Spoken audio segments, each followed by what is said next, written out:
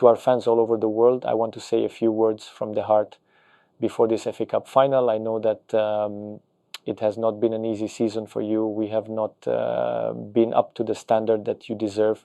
We have not always matched the support you've shown us. As the captain, I feel that more than anyone, and it is not a responsibility that I take for granted. This club is more than just something that I can put into a nice quote for social media. It is something that I care about deeply. I will never forget where I was when I was given the opportunity to come here 4 years ago. I was standing in the closet in our bedroom in Lisbon. My agent had rang me up around 10 o'clock at night, and my daughter was only 3 years old at the time, so that was bedtime for us. And I went into the little closet to be quiet. I always told my agent during my whole career, I never want to hear about any transfer until it's 100% real. I don't want to be distracted unless there is an offer. So I knew if he was calling me at that hour, something was going on. I shut the door and I said, Miguel, yeah? He said, are you ready to hear the news? I said, about what? About going? Going where? United. Are you joking? No. I'm serious. United, it's done. It's just on you now. What do you want to do? I didn't even reply. I started fighting back tears. But you know the feeling when you are trying to hold it in, so the other person doesn't realize you're crying and you can't even speak. He said, Bruno, hello? At that moment, my wife, Anna, comes looking for me in the bedroom. Bruno? She opens the door. What's going on? Why are you in the closet? I said, it's Miguel. He just called. He's saying United won me. She said, wait, are you crying? I told her, I don't know. I think it's happiness. Anna never cries. She's the tough one. I am the emotional one. I know she's reading this right now, laughing at me. You need to understand a bit about my situation. The previous summer, there were some rumors about Premier League clubs being interested in me, but the only thing that was concrete was Tottenham. It feels weird to me now, but at the time I was excited. One of my life goals was to play in the Premier League. I tried to block out all the noise, but in the age we are living in with social media and phones and texts, of course, my friends let me know about the rumors. As a kid from Portugal, you can't help but dream a bit about playing at the big grounds in England. In the end, the clubs couldn't reach an agreement and the deal fell apart. It was a complicated emotion, but I was really happy at Sporting. I felt the love of the fans, and it was a fantastic place for me. But it was not my destiny. A few months went by and the new season started, and I tried to block out all the noise. So when my agent called me in January, I was a bit shocked when he said, no, I'm serious. United, what do you want to do? I literally told Anna, I feel like I am already living a dream at Sporting, but this is, it's more than a dream. It's Manchester United. All this time, my agent was still on the phone. I don't even know if I put him on mute. Maybe he was still talking to me about the deal, and I just wasn't responding. Finally, I said, Miguel? He said, yes. I said, we are going to United. I hung up the phone and hugged my wife, and I just cried tears of joy. Anna has been with me on this ride since we were 16, 17, 18 years old. We met as teenagers, and when we first started dating, I wasn't making any money as a footballer. She had a nice job working as a futsal referee on the weekends. She used to do 3 or 4 matches in a row on a Saturday, and then we would always go to the cinema on Sundays. I personally didn't have much money at the time, so Anna was the one who had to pay for our movie tickets. Same with going out to dinner. Even at the pizza shop, she had to pay.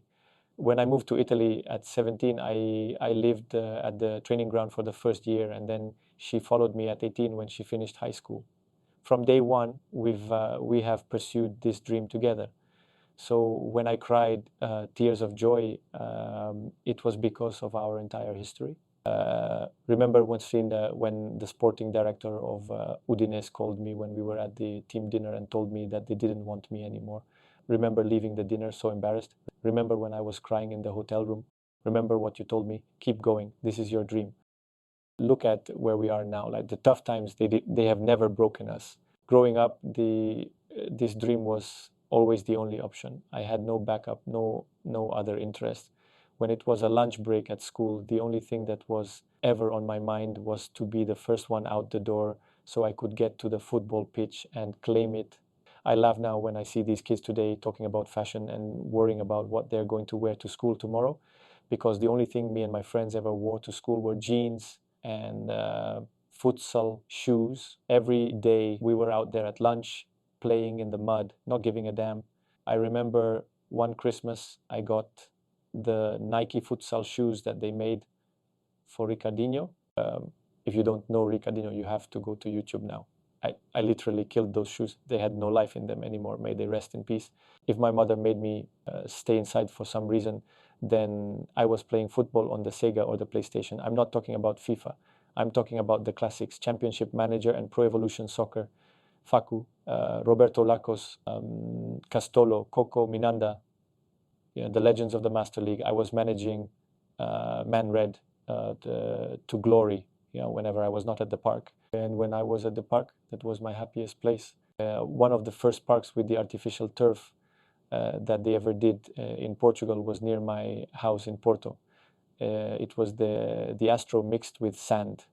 We called it O Sintético. Sometimes when I go home now, I drive by it and I park my car there just to feel the nostalgia. When I see a father kicking the ball with his son at that park, it makes me think of all the incredible times we had, the friends we made, the rivalries, the 5v5s, all the things you miss from the old times when you were saying, I'm Cristiano today, your friends were saying, Messi, I'm Deco, I'm Figo, when you were falling in love with the game, O Sintético was a sacred place. One day when my son is a bit older, I will take him there to play. And one day, many years from now, I hope that he drives to that park when he is a grown man and he can say, this is where I made friends. Maybe he will even say, this is where I started dreaming. When I was a kid on that sandy pitch, I had this vision that one day I would play for United.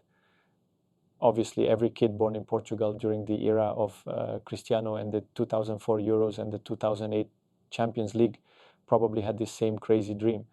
But for me, how can I say it? It wasn't crazy. I looked at it like it was just a step on a long journey, a very long journey, but I was not going to stop until it happened.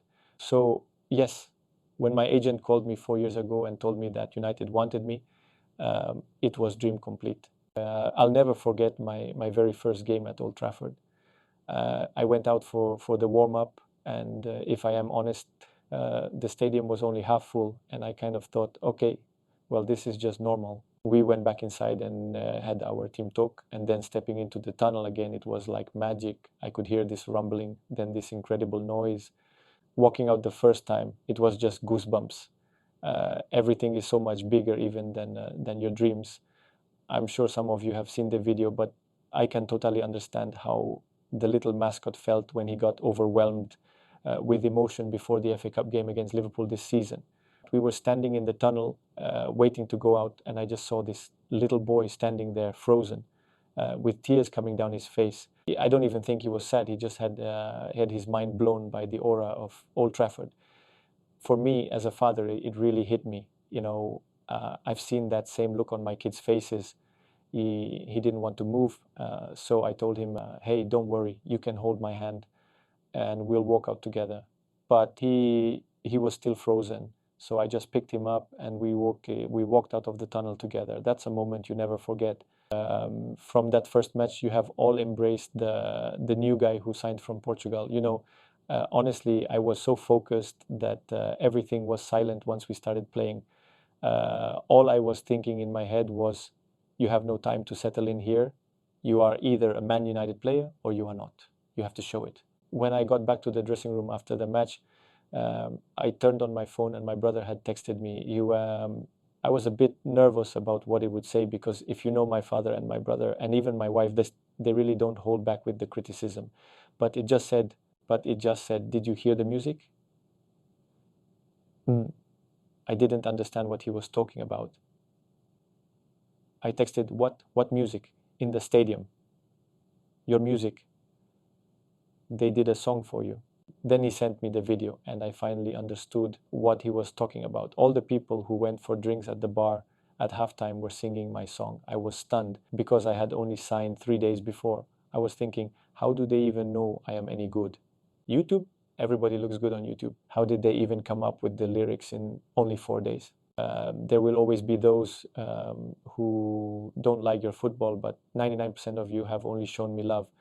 To this day, whenever I see someone on the other side of the world wearing my shirt, it gives me such a special feeling. People send me photos from Hong Kong or from Nigeria wearing my number 8 shirt, and every single time it makes me feel so surprised and humble.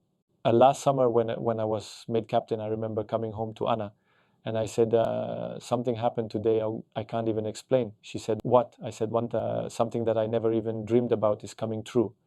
As captain, I have simply tried to be Bruno, not another legend or another personality, but myself. Same Bruno on and off the pitch. And for me, honesty is everything. You fans deserve honesty with the way you have supported us. Frustration, that's really the only word for this season. I think if you ask me or if you ask any United fan, it would be the same. There were so many moments when we won a massive game and it felt like, okay, now we are going to build from this, and it just never happened. It never fully clicked for us. We were not consistent enough, and we have to be better for each other, for the club, for our fans. Our traveling support has been amazing. You all saw it at Selhurst Park when we lost 4-0, and our fans were still standing and singing the entire match. I was out with an injury, and you had to sit and watch at home, which just drives me crazy. I could hear the fans singing, and it just made me wish that I could have been there on the pitch to stand in front of them and applaud them back. For all the shit we have been through with injuries and setbacks, our fans have never stopped giving everything. After this difficult season, it is my responsibility to give more. It starts with me, and it starts tomorrow. We have to give everything in this last match against City, and we have to move forward. I love to step out at Old Trafford more than anything in the world. I don't want to leave. This has always been my ultimate dream. I just want my expectations to fit with the expectations of the club. If you go talk to any fan, they will tell you the same thing. We want to compete for the league. We want to be playing Champions League football. We want to be in cup finals. That is the standard. That is what I want. That is what you all deserve. I just want to keep fighting. I want to be here. My family wants to be here. If you doubt that for a moment, then you just have to look at my Spotify Wrapped, and that will prove it to you. When I arrived here 4 years ago, my daughter Matilde was only 3. My son Gonzalo wasn't even born yet.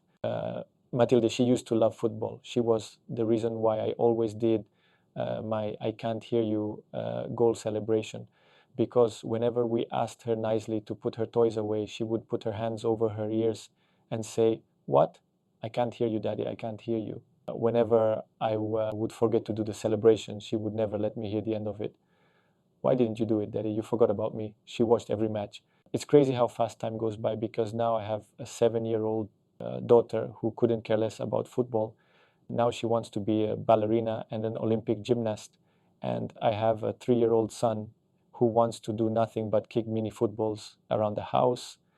He lines up five at a time, kicks them, goes and gets them, lines them up again. The only thing that they can agree on is the song that we always have to play when we drive them to school in the morning. Always the same song. My son, he can barely sing the lyrics. He mumbles most of the words and mixes them up, but he starts off very well.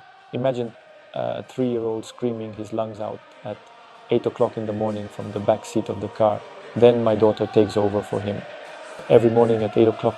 So to my kids and to the rest of the United fans across the world, I just want to say, I know it has not been easy. I know it has not been to our standard, but we're on our way to Wembley. Get behind us one more time.